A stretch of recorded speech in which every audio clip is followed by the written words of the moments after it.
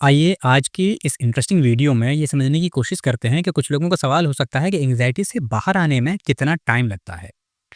अब देखिए एंग्जायटी से बाहर आने का एग्जैक्ट टाइम अगर आपको यहाँ पर हम बताएं तो वो सबके लिए वैरी कर सकता है, मतलब कि सबके लिए अलग-अलग हो सकता है। लेकिन अगर आपको एग्जैक्टली ये पता चल गया कि आपको एंग्जायटी ही है, ठीक है? क्योंकि देखिए एक बहुत लंबा समय ना लोगों का इस बात को डिफाइन करने में निकल जाता है कि उनको एंग्जायटी है या कोई दूसरी समस्या है। और बहुत समय तक तो ये पता ही नहीं होता कि एक्चुअली में उनको एंग्जायटी है, क्योंकि ये चीज़ समझ में बहुत देर से आती है।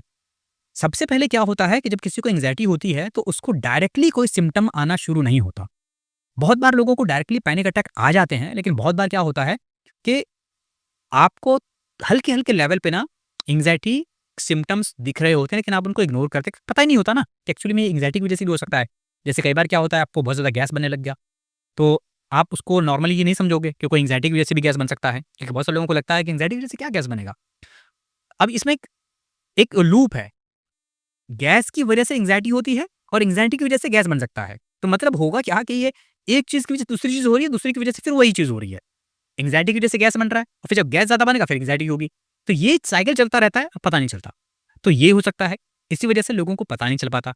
कई बार ऐसा लगता है कि हमने कुछ खाया और किसी लोगों को बहुत सारे लोगों को ये लग सकता है कि जैसे कुछ मसालेदार खा लिया और उनको गैस बन गई, उनको लग सकता है एंग्जायटी हो तो नहीं हो रही है, लेकिन उनको मसालेदार खाने की वजह से हुआ है। तो आपको सबसे पहले क्या करना पड़ता है, आपको अपनी छोटी-छोटी चीज़ों को नोटिस करना पड़ता है कि जो आपको अगर कोई सिम्पटम आ रहा है, तो वो सिम्पटम एंग्जायटी के सिम्पटम्स में है या नहीं है।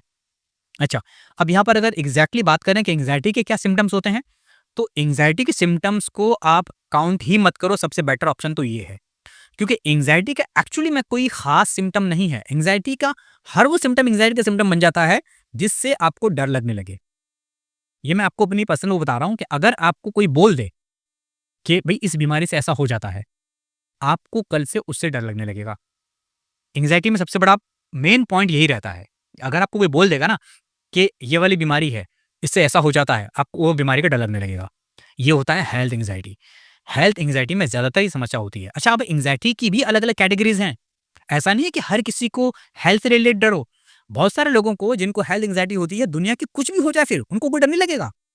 उनको स्टेज पे खड़ा कर दो, 500 लोगों के सामने बोलने के लिए खड़ा कर दो, खड़े हो जाएँगे, बिंदास बोल देंगे। उनको कोई डर नहीं है। उनको आप मतलब कहीं कुछ जाने के लिए बोल दो, कुछ कर दो, सब कुछ। मतलब अगर वो पॉइंट उनके हेल्थ से जुड़ा हुआ नहीं है, तो बाकी कुछ भी करा दो उनसे, वो करने को तैयार हैं, उनको कोई डर नहीं है। बिल्कुल बिंदास है और ठीक है, बिल्कुल फिट है, काम कर रहे हैं, सब कुछ मस्त है। लेकिन अगर वो पॉइंट उनके हेल्थ से कनेक्टेड है, तो बस वो नहीं करेंगे। उनको अब वहाँ पर डर लगेगा, तो उनको हेल्थ एंग्जायटी है। कुछ लोगों को क्या है, स्टेज पे जाने से डर लगता है, ठीक है? तो अब उनका क्या होगा कि स्टेज पे जाने के अलावा उनसे कुछ भी करा दो, उसपे वो कंफर्टेबल हैं। लेकिन मैं स्टेज पे उनको मत चढ़ाओ। 10 लोगों के सामने उनको बोलने के लिए मत बोलो। उसपे वो अनकंफर्टेबल है, वहाँ पर उनको एंग्जायटी है।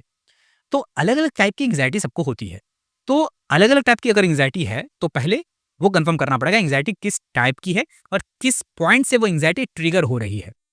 अच्छा, जब ये पता चल गया कि एंग्जायटी ही है और कोई दूसरी समस्या नहीं है, तो अब क्या करना पड़ता है, अलग-अलग तरीके से ट्रीटमेंट करना पड़ता है। ट्रीटमेंट भी अलग-अलग तरीके से है। कुछ लोग साइकोलॉजिस्ट के पास जाते हैं, वो थेरेपी के थ्रू ठीक करते हैं। कुछ लोग साइकियाट्रिस्ट के पास जाते हैं, वो मेडिसिन से ठीक करते हैं, ठीक है?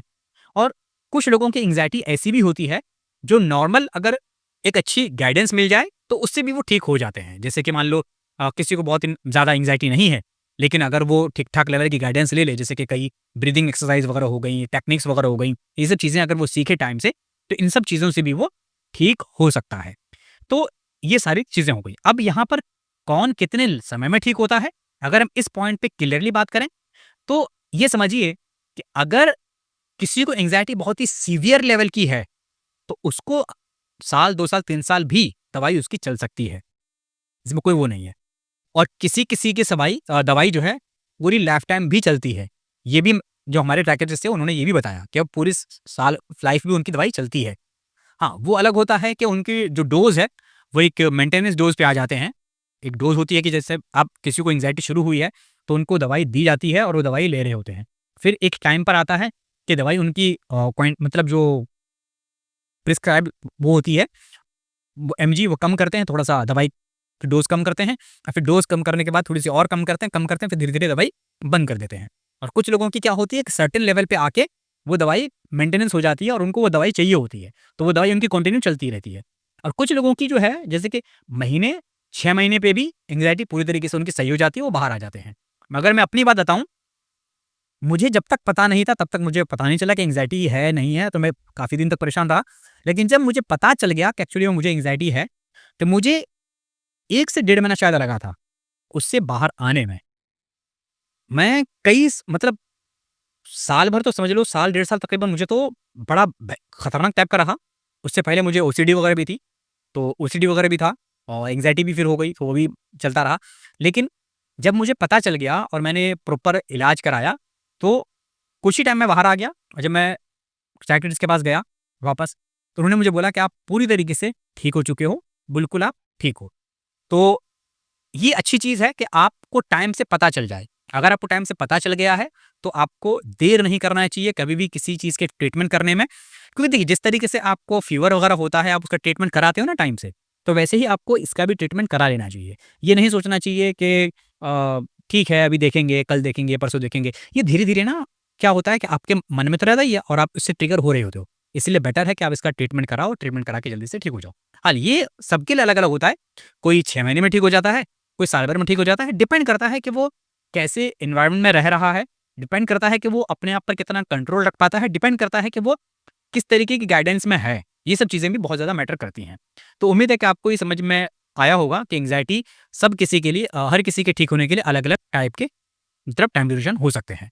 तो मिलते हैं अगली वीडियो में। अगर वीडियो पसंद आया तो वीडियो को लाइक ज़रूर करें और हम आशा करते हैं कि आप भी जल्दी से ठीक हो जाएँ और ठीक होके एक अच्छी, हेल्पफुल और हेल्दी ज़िंदगी जिएँ। Thank you so much.